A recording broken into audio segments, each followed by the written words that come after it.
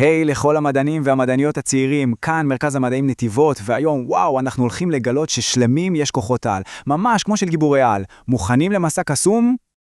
אז יאללה, בואו נתחיל בקסם הראשון. ותקשיבו, זה טריק כל כך מגניב, הוא פשוט ישאיר את כולם עם פה הפתוח. אז מוכנים לראות משהו מדהים? טוב, אז זאת השאלה. תחשבו על זה רגע. קחו פרח שעשוי מנייר, כן, והוא מקופל, ואנחנו הולכים לגרום לו לפרוח בתוך קערת מים. והחלק הכי מטורף, בלי לגעת בו. אפילו לא עם קצה האצבע. איך דבר כזה בכלל אפשרי? אז איך זה עובד? איך קורה הקסם?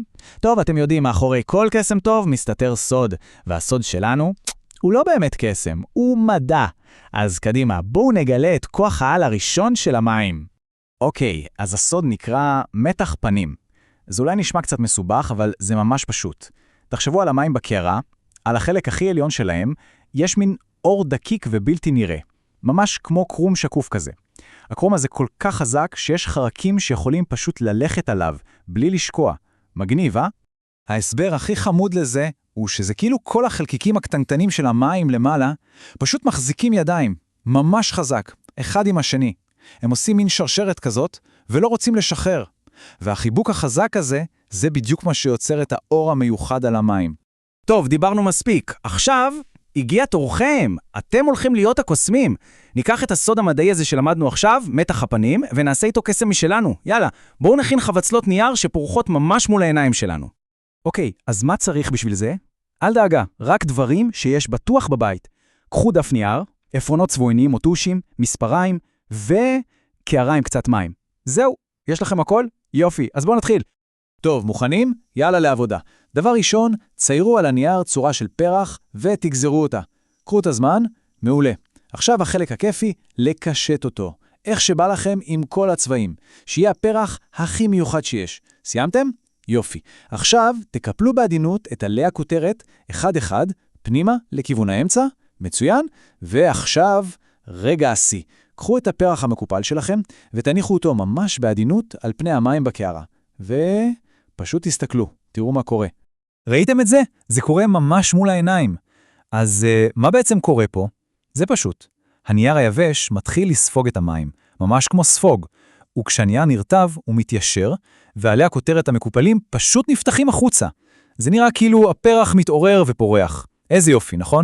טוב, אז את כוח העל הראשון גילינו, אבל היי, זה לא נגמל כאן. למים יש עוד המון כוחות על, ואנחנו הולכים לגלות עכשיו עוד אחד. וזה כוח על שנמצא ממש סביבנו כל הזמן, בכל יום, גם אם אנחנו לא תמיד שמים לב אליו. תחשבו על כל טיפת מים בעולם. היא במסע שלא נגמר. זה עובד ככה. השמש מחממת את המים, הם הופכים לגז שקוף שנקרא עדים, והעדים עולים למעלה לשמיים, שם למעלה קר, אז הם מתקררים והופכים שוב לטיפות קטנטנות שמתחברות יחד ויוצרות עננים.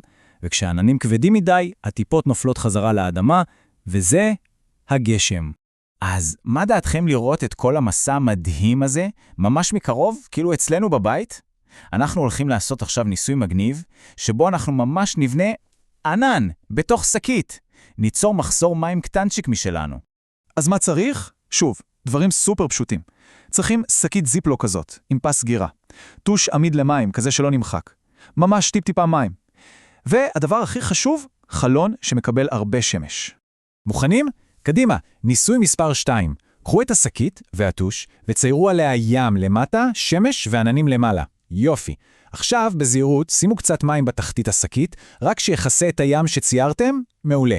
עכשיו, לחצו על השקית כדי להוציא את רוב האוויר ותסגרו את הפס סגור חזק חזק. השלב הבא, לכו לחלון הכי שטוף שמש שיש לכם ותדביקו אליו את השקית. ועכשיו, צריך להיות סבלניים. פשוט חכו ותסתכלו מה קורה בשקית שלכם במהלך היום. וואו, כל הכבוד לכם, מדענים צעירים. עשיתם את זה. גיליתם היום את הסודות המדעיים מאחורי שני קסמים ממש מדהימים. אתם לא סתם צופים, אתם ממש חוקרים, שבעצמכם עשו ניסויים והבינו איך דברים עובדים. אז בואו נסכם רגע מה גילינו. למדנו על שני כוחות על עדיליים של המים. הראשון היה מתח הפנים, האור השקוף הזה שגרם לפרח שלנו לפרוח. והשני היה מחזור המים. המסע המדהים שכל טיפת מים עוברת שוב ושוב ושוב. ועכשיו, יש לי משימה בשבילכם. המדע לא נגמר כאן. תסתכלו סביבכם, על טיפות התל בבוקר, על השלולית אחרי הגשם, אפילו על הקרח במקפיא. תהיו סקרניים, תשאלו שאלות. אילו עוד כוחות על של מים אתם חושבים שאפשר לגלות? צאו לחקור. נתראה בסרטון הבא.